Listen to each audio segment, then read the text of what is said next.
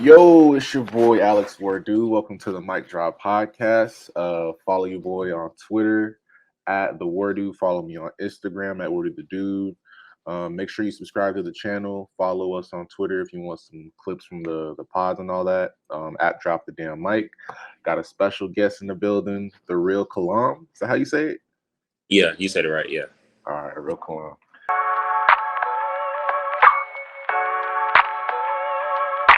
First off, how you doing, bro? How you doing? Pretty great. Enjoying today, stuff like that. Okay. All right. So I guess my first question is, tell me about who is TheRealKilamm? So I talk about like your early childhood, you know what I'm saying, where you were raised, where you went to school, all that shit. So you feel me? I was born and raised in Miami, Florida. I'm the oldest of like 3 siblings. Most of my school, I stayed local. For high school, I went to Turner Tech, like William X Turner Tech. And at that school, I was in like the entertainment branch of it, because with the school they have like different segues. Like you could be in medical. It's like a lot of different stuff, like medical, Yeah. agriculture, and stuff like that. It's been like 5 years since I've been there, so I can't remember. Okay. But yeah. Childhood, I was the oldest of all my siblings. Well, I still am. Can't say was. Raised pretty good. No complaints really. Okay. How old are you? I'm 23 years old. 23. Okay. Yeah. All right. So like, what got you into like producing music? Because I obviously know that you making beats and shit.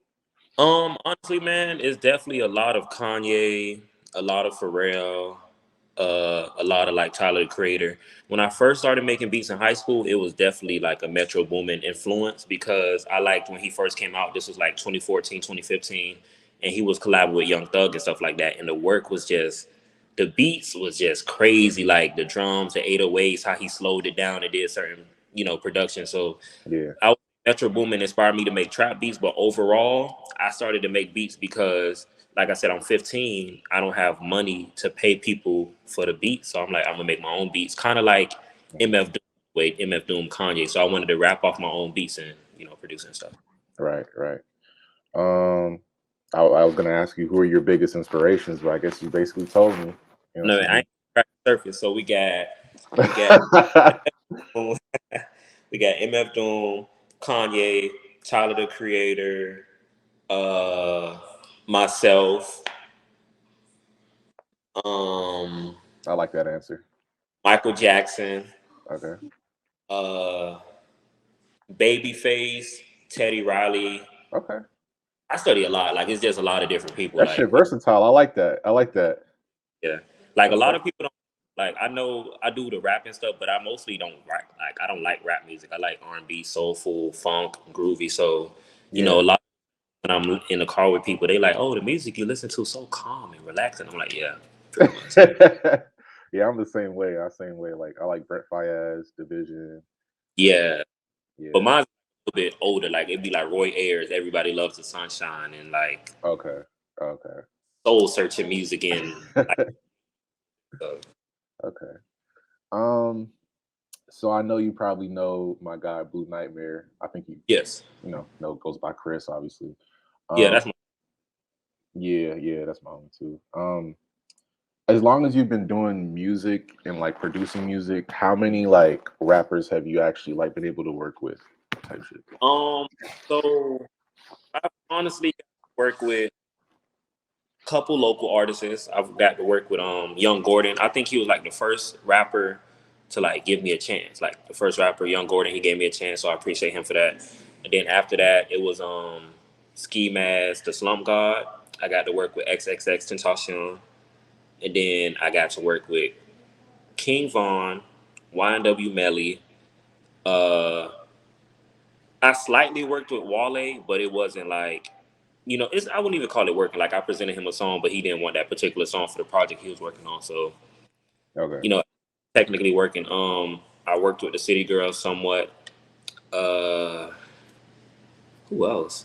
That's a pretty good catalog. I like Did something with Ty Dolla $ign. So it's a lot of random stuff. I've done a lot, but it's like it hasn't come out yet, so I don't even like to.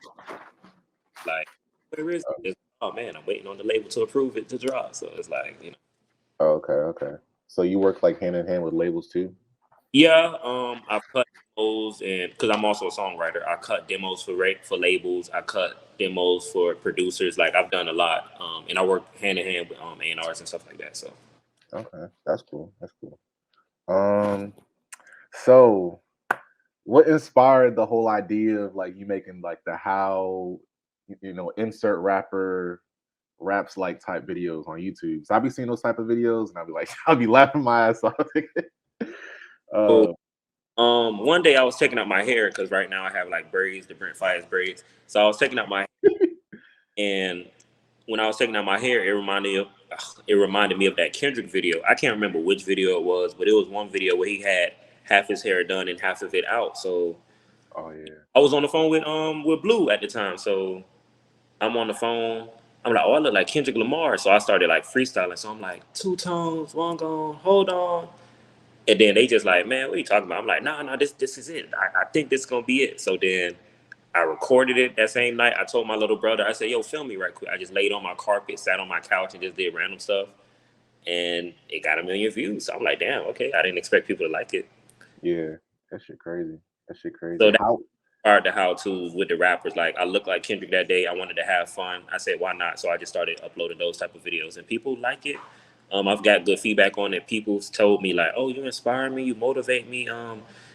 Sometimes for certain artists, they'll tell me they like my version or how I did the song better than the artist, so they'll want the artist to take like the stuff that I've done for them. So it's like, Oh, okay, okay. Um, how'd you meet Denzel Curry and how that whole situation play out?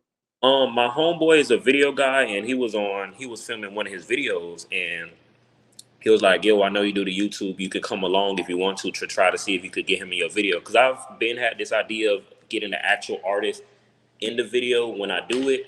But, of course, you can't just get an artist instantly. So Yeah, it just worked out like that. Like Denzel was there. I said, hey, bro, do you mind if I like, get a video, like get you my YouTube video of me impersonating you? He's like, yeah, man, that makes it even funnier. So it kind of went, mm. it's just that easy. Like, not easy. He was a good sport about it because I tried to do it with another rapper and they wasn't down for it. But I'm not gonna blame the rapper. I feel like they was trying to they was in a rush. Like I didn't really get to give out a good sales pitch. It was kind of like so Yeah, time really. But if I probably see the person again and it's the right moment, I'll probably be able to incorporate that and have them in the video. okay, okay. That's what's up. That's what's up. Okay, Thank you. Denzel. Um, talk about the time that you FaceTime. You've been through a lot. FaceTime Kanye. So this was like 2018. This was when I was working with YNW Melly. So he was in LA at the time, and I was on the FaceTime with him. He was like, "Yeah, I'm gonna be with Kanye." I was like, "Bro, when you're with him, FaceTime me." He was like, "I got you, bro." And I'm thinking he playing because he's a busy man. He probably could have forgot me. I would have forgot. So, Mm, you know, I just got done doing the City Girls video shoot. I was taking pictures out there, taking BTS pictures and stuff because I'm also a photographer. So, I was mm, taking these pictures. And when I got home, I went to my friend.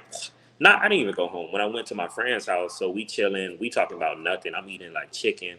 And then Melly calls me. He's like, "Yo, look who I'm with." And then he puts Kanye on the phone. I'm like, "Oh snap, what's up?" Like, because honestly, if it wasn't for Kanye, I wouldn't be doing music. So when I seen that, I'm like, "Yo, this is like surreal. This is crazy." So he's on the screen.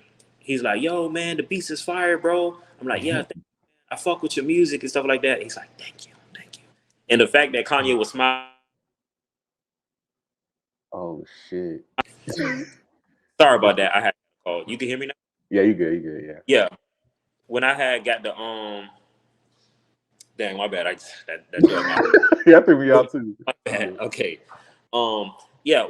Once I got to FaceTime him and I see him smiling at me, I'm like, yo, Kanye West just smiled at me. I'm never going to fail. Like, can't nobody tell me nothing about life. Like, because Right. like the meme, like, oh, Kanye is like, he's so mean, and if you look at him, he'll spit on you. Like, he was very nice. Like, he was very warm and stuff like that. Like, yeah, man, the beast is fire, man. And he just smiling and all type of stuff. So I really enjoyed that for myself. Yeah. How long ago was that? This was in 2018, so this was like 4 years ago. Oh, okay. Okay. Yeah, that shit crazy, bro. That shit wow. Yeah. Shit.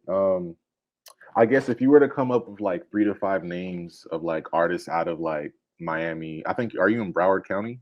I'm in Miami. Miami, okay. If you were to think of like 3 to 5 names of like artists you think like deserve recognition, like who would they be? It kind of sucks, and I hate that I have to say this. I'm not too familiar with the Miami scene like that. Like when it comes to the Miami scene, I don't know too many names. The only people that I would know is, like I said, my friends. Like I got, Blue Nightmare. I got Brian Bryce. I can't think of nobody else like Mm, that music besides my friend group, because that's kind of what I kind of surround myself with. It's kind of a bad thing, but those are the only people that I could think of off the top of my head, because I don't oh, know too many artists and stuff like that. And it's okay. weird. People don't reach out to me, like no Miami artists reach out like, oh, let's work a collab. Like I'll be down for that stuff, but Mm. Yeah, how is like a normal day go for you? Like, 'cause I know you're probably busy. man, my days like wake up. So I wake up, I work out. After I work out, I either do something YouTube related or I write a song. After that, I try to spend some time with my family. If it's not family time, I try to spend time with my friends. If I'm not spending time with my friends, I would probably go to like a resource area. My resource areas are like places that I go to recharge myself, so I don't get too like clogged up, or like my brain don't get too fogged with like ideas and stuff. So I'll go to like a mall or like a park or something just to live life, experience life. If I could see a tree lyric, or if I see a woman, a pretty lady at the park, I might just talk about the lady at the park, like just stuff like that, just to give myself free flowing ideas. Hmm. Hmm. Okay. Shit. What like do you have anything in store for like the future as far as like I know you're doing the YouTube shit, but like do you have anything that a person like maybe anticipating coming from you, like as far as like maybe production? Um, Uh, like I have a song with Ty. I just don't know when that's coming out. Um, I've been cutting a lot of different demos, so who knows what album I'm gonna be on next. I might be on Chris Brown album, might be Jasmine Sullivan, might be Summer Walker, might be her, might be hey man, working shit. like for me, I just cut the demos, and if the producers get it to the artist, they get it to the artist. So that's just what I've been on, like just cutting a lot of demos. Like last week I did 18 demos. The week before that I did 6. The week before that 2. Like constantly, because for me it's all about the work ethic. Like last year, I'm gonna be honest, I wasn't working as hard as I should have. So I understand that this year I gotta kind of make up for what I didn't do last year. So that's why I'm trying to Hmm. get it all out. So I got those references now on top of the references that I had from last year. So that's like over 50 songs to 100 songs I could chop out right chop out. Hmm. Push. And I'm also trying to figure out how to do sync licensing. I'm trying to figure out how to get my music in TV shows and movies. So once I figure that out, y'all gonna hear me in the Marvel movies and the. Oh shit. I don't know how to do it yet, but once I figure it out, it's over. So That shit crazy, bro. That shit crazy. When you say demos, you mean like doing like whole songs for artists and just sending it to them? yes and no. So when I did the 18 demos, I'm gonna be honest, my brain was on vacation. I could not do so many. I couldn't write the full song for those. So I just did the hook and structured it so the people could know how to flow it, how to do it, and how to like navigate it. But usually if it's a smaller workload, I'll do a hook, verse, hook. So when I did the 6 demos the week before, I was able to write whole songs and stuff like that, or structure it good enough to where it's like a minute and 30 seconds and stuff. So Okay. And like who plugged you in? Like when you were first starting to do demos, like who kind of like hooked you up to get started, like a jump start and doing all that? nobody. All I did was I said, "Yo, Blue, can you make these beats for me so I could write to them?" He said, yeah. Mhm. It was Yeah. just like nobody has ever plugged me in. It's kind of weird. Like nobody. I wouldn't say nobody's ever helped me, but it's kind of everything I've done kind of been off my will. Like I really had to strong arm it. Like I really had to Mhm. like I kind of had to do it myself, and that's the problem. I'm not against help though. If somebody's watching this and they want to help me, please help me. It's on right now. Like I can't do everything by myself. Help me, please. So, Yeah. but as far as like cutting demos, nobody's necessarily has helped me. As in, oh, bro, let me do this for you. But it's more so been me just trial and error, hitting up people, seeing who respond, who don't respond. Some people reply, some people don't. Some people reply and give you what you need. Some people don't reply once and never again. So it's just trial and error, figuring out things as I grow old and stuff like, and then working with my team. So Yeah, okay. Well, who does your team consist of? Like, so we call ourselves the Blue Room. So it's me, Blue Nightmare, and Brian Bright. So what I'll do is I'll write a hook. I'll tell Blue to make a beat, and then I'll tell my friend Brian to write a verse just to make it easier. So that way I don't have to. okay. Because, like I said, I know how to make beats and I know how to write full songs, but why stress myself out and do everything when I have a team? But that's the purpose of a team. You don't see people at McDonald's doing everything by themselves. It's just you don't have to do that. That's There's always cool. somebody in your corner to even help. Like the only thing I think I do by myself for real is like the YouTube, like because I gotta record the song, edit the video, shoot the video. Sometimes I'll ask Blue for a beat and stuff like that, but if he's not, I make the beat myself. So I think that's the only thing I do by myself. But as far as music, it's definitely a team. Because even when Okay. if it's a rap demo, I'll cut it myself. But if it's like a singing demo, I'll get Blue Nightmare to do it for me. I like that how y'all work together. That shit's dope, bro. That shit's really dope. I did not know that. That's crazy. Yeah, because it's just easier. Like he sings better. So and then another thing that people don't realize, just because somebody does something better than you, don't mean that they're your enemy. Work at like come together, use it to your advantage. Like he sings better than me, so I say, hey, bro, do you mind cutting these demos for me? Because at the same time, it's having A&Rs, producers, and labels hear his voice, so it's a win-win situation regardless. So Exactly. Exactly. Um, how frequently do you work with like labels, or it just depends on? um, it depends on. So last year I worked more with labels. This year is more so me reaching out to producers that I like their sound. Like it'll be a certain producer that I like, and I say, "Yo, bro, can I cut some demos for you?" Yeah, dude. They'll send me some beats. I'll write something. So far, every demo I've done, the producer liked it. So it's just up to them to, I guess, get it placed, or even if I'm in a position to get it placed, put it in that type of thing. Because you can't always rely on people to get stuff done for you. You gotta kind of do it yourself. So. Yeah, you gotta manifest it yourself type shit. Yeah. That's honestly that's weirdly enough how I met Kanye. Like, I remember I was in my friend's room. It was like July, and I was like, man, I'm gonna meet Kanye before the year end, man. I'm just talking. I didn't expect it to really happen. I just said it, and then it happened. So you gotta just believe in yourself and just know what your goals are and just push towards them. Who do you plan on? Like, who are some dream collabs or just people that you want to send demos to that you've always thought in the back of your head, like, damn, I want to work with that person. And so long. Kendrick Lamar, Pharrell, Kanye, Stevie Wonder. I wish Michael Jackson was still alive. I would have loved to work with Michael Jackson. Um, the Isley Brothers, Earth, Wind, and Fire. Okay. Fayez, I definitely would want to work with Brent Fayez. Lucky Day, Summer Walker, Ariana Grande. It's a lot. Like the list goes on. Like it's a lot of people I really want to work with because I really love music. Like I don't discriminate. The pop world, Shawn Mendes, Charlie Puth, um, Harry that Styles. Olivia Rivera and stuff. So Harry Styles. Harris, oh man, me and him, we'll make a bang. Miley Cyrus, Taylor Swift. Listen, man.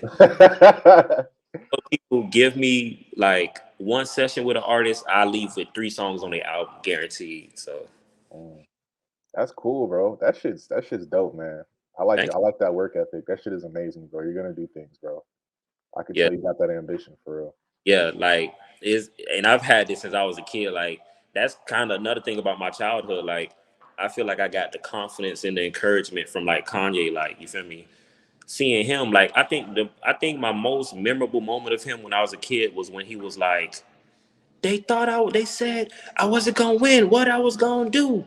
I guess we'll never know. Ever since I seen that, I said, yeah, can't nobody tell me nothing. I'm finna be the most confident version of myself, and I'm finna push myself to boundaries that I can't. Like so. Yeah, exactly, bro. So yeah, Um, so definitely there. what's your favorite Kanye album actually? Yeah, ask you that. 808s and heartbreaks. Eight of it. Oh, you got the tat. You got the tat. Oh shit. Okay. If if this album never came out, I would never be doing music. I would not be doing music. So it's kind of one of those situations. So What resonated with you in 808s? um, so I was like 8 years old at the time, and it just meant so much to me for some reason. Like it was so sad, and you know how when you like young, you fake be sad, but it really meant a lot to me. Like the first dun, dun, dun, dun, dun, dun, dun, dun, like Say You Will was crazy. Welcome to Heartbreak when he started singing like I seen it, I Mm-hmm. seen it before. Like it just was crazy. Like that Mm-hmm. really resonated. And then I know I love Streetlights a lot. Like life's just not fair. Like that album's amazing. Amazing. Yeah. It, um, it's definitely 808s, and then it's My Dark Twisted Fantasy for sure. Mm, okay. I think mine would probably be Dark Twisted Fantasy, College Dropout, 808s, Life of Pablo, Late Registration. Because I'm the biggest fan, bro. I ain't gonna lie. I got like I got a whole vinyl collection and shit. You feel me? Oh wow! See, I only got the Kids See Ghost vinyl. Oh, for real? Yeah, I got the Kids See Ghost vinyl, but I got the 808 CD pack though. Oh, okay. Yeah, bro. I've been fucking with it, and you know I got that 808s on me, bro. Yeah, I definitely got that 808s on me, bro. No cap. you see, beautiful. And I think this is actually the Def Jam edition, the deluxe collector set. What does that consist of?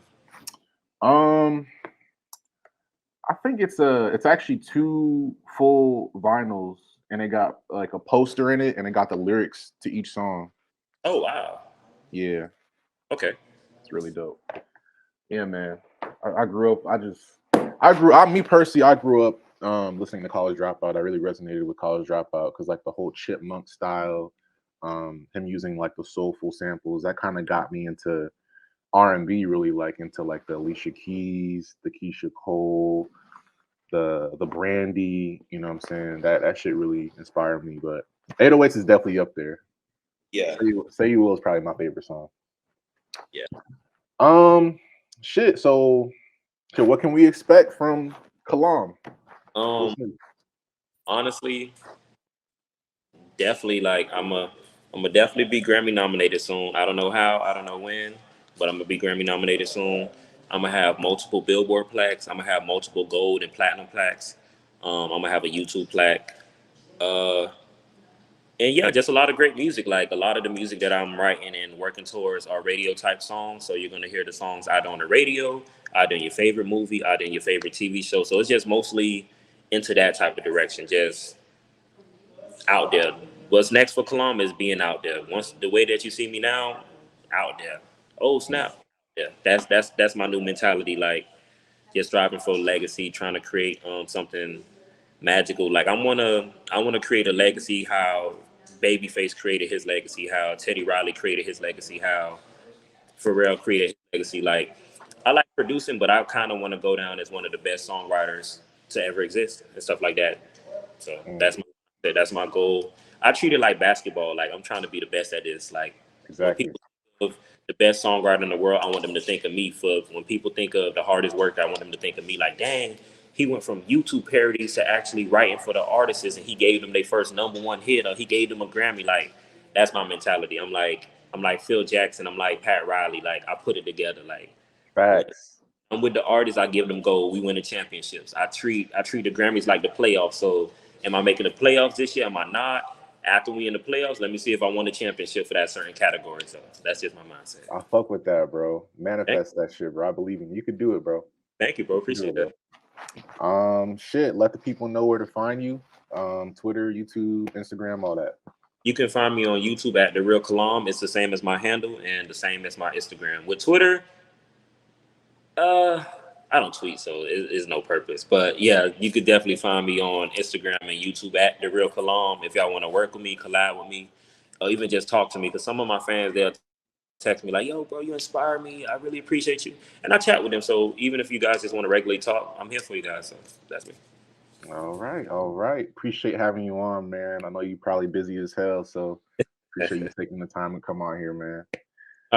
For reaching out, thank you for having me on the show. This is a great opportunity. I appreciate you, bro. No doubt, bro. No doubt.